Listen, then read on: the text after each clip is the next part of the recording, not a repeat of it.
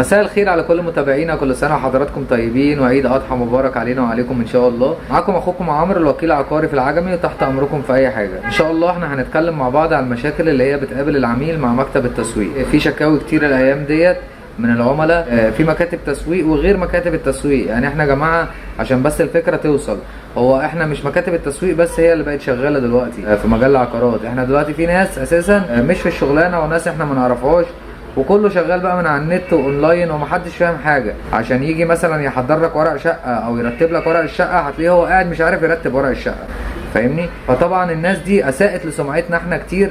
بقى في شكاوي كتير من مكاتب التسويق، وبقت العملاء تكتب على النت مكتب التسويق بيرفع السعر، مكتب التسويق مش عارف ايه. بصوا يا جماعه، انا ان شاء الله معاكم هنحل كل المشاكل ديت، تمام؟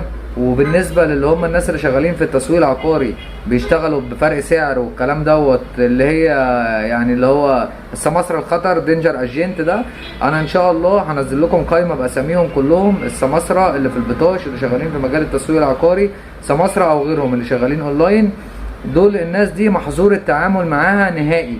لو انت خايف على فلوسك وخايف على شقتك وعايز تمشي بشكل سليم، يبقى حضرتك قبل ما تتعامل مع حد او قبل ما تتعامل مع مكتب تسويق اسأل الاول. يعني اسأل على الشخص اللي انت بتتعامل معاه وبعد كده تعامل معاه، عشان ما تضيعش شقاك على الفاضي وبعد كده ترجعوا تشتكوا من مكاتب التسويق ومكتب التسويق وانا كنت رايح اشتري شقه وبعد كده رفع السعر. في يا جماعه ناس بتشتغل بفرق السعر، في ناس بتشتغل بفرق السعر، بس حد الله ما بيننا وبين الحرام. احنا في مكتبنا فريق عمل كامل في خدمه حضرتك، بنتابع معاك من اول ما حضرتك ترن علينا على الاعلان او تبعت رساله لحد ما حضرتك تشتري. وان شاء الله لما حضرتك بتعجبك الشقه بتجيب المحامي بتاعك وتبص على ورق الشقه بنفسك. انا ان شاء الله اي مشكله هتقابلكم ان شاء الله هنحلوها مع بعض.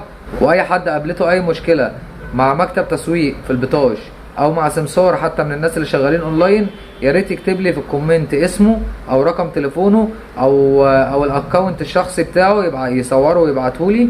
وان شاء الله يعني احنا ان شاء الله هنحد من الكلام ده مع بعض. ان شاء الله كل الناس اللي هتتعاملوا معاها هتكون ناس موثوق منها ان شاء الله، لان كل الناس اللي هي المحظوره في العجمي البطاش انا هنزل لكم لسته باساميهم، تمام؟ وان شاء الله اشوفكم في الحلقه الجايه. الحلقه الجايه ان شاء الله هنتكلم فيها مع بعض عن الاعلانات وازاي ان حضرتك تعرف تفاصيل الشقه كلها من الاعلان.